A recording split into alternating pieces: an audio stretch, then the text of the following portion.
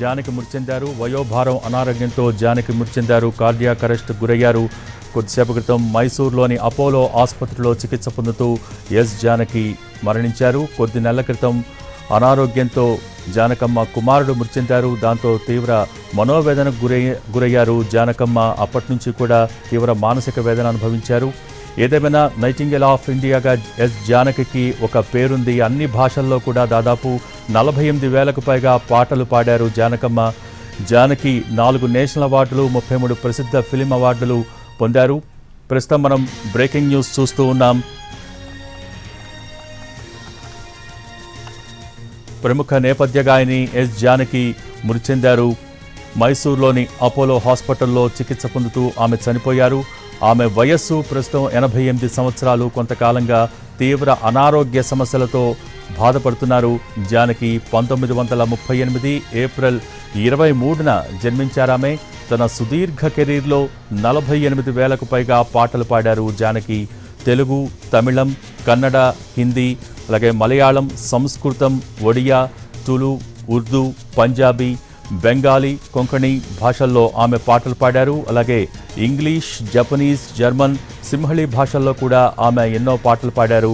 Queen of expression and మాడ్యులేషన్గా ఆమెకు పేరుంది. తన కెరీర్లోనే ఆమె 4 జాతీయ అవార్డులు, అలాగే 33 వేరువేరు రాష్ట్రాల ఫిల్మ్ అవార్డులను కూడా అందుకున్నారు. మైసూర్ యూనివర్సిటీ ఆమెకు గతంలో గౌరవ డాక్టరేట్ ప్రదానం చేసింది. అలాగే తమిళనాడు ప్రభుత్వం కలైమామణి అవార్డుతో సత్కరించింది. కర్ణాటక ప్రభుత్వం రాజ్యోత్సవ ప్రశస్తి అవార్డు ఇచ్చింది. జానకి జీవిత ప్రస్థానాన్ని కనుక మనం చూసినట్టయితే గుంటూరు జిల్లా రేపల్ల తాలూకు పల్లపట్ల గ్రామంలో జన్మించారు ఎస్ జానకి. ఆమె బాల్యం సిరిసిల్లలో గడిచింది. నాదస్వర విద్వాన్ పైడిస్వామి దగ్గర మ్యూజిక్లో బేసిక్స్ నేర్చుకున్నారు. అయితే ఆమె ఎప్పుడూ కూడా సంప్రదాయ సంగీతం నేర్చుకోలేదు. 1959లో రామ్ ప్రసాద్ గారిని పెళ్లి చేసుకున్నారు జానకి. ఆయన ప్రోత్సాహంతోనే ఎస్ జానకి సినిమాల్లో రాణించారు. 1957లో ఆమె కెరీర్ మొదలైంది. ఎమ్మెల్యే సినిమాలో మొట్టమొదటి పాట పాడారు.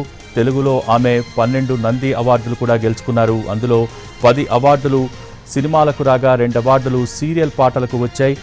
60 నుంచి 70 సంవత్సరాల్లో వచ్చిన దాదాపు అన్ని సినిమాలలో కూడా ఆమె ఎన్నో పాటలు పాడి ప్రేక్షకులను అలరించారు. ఈ ఏడాది జనవరి 22న జానకి కుమారుడు మురళీకృష్ణ చనిపోవటం ఎంతో విషాదకరం. ఆయన వయస్సు 65 ఏళ్లు. కుమారుడు చనిపోయిన నాటి నుంచి జానకి డిప్రెషన్లోకి వెళ్ళిపోయారు. కన్నడంలో సూపర్ స్టార్ రాజ్కుమార్తో కలిసి అనేక పాటలు పాడారామె.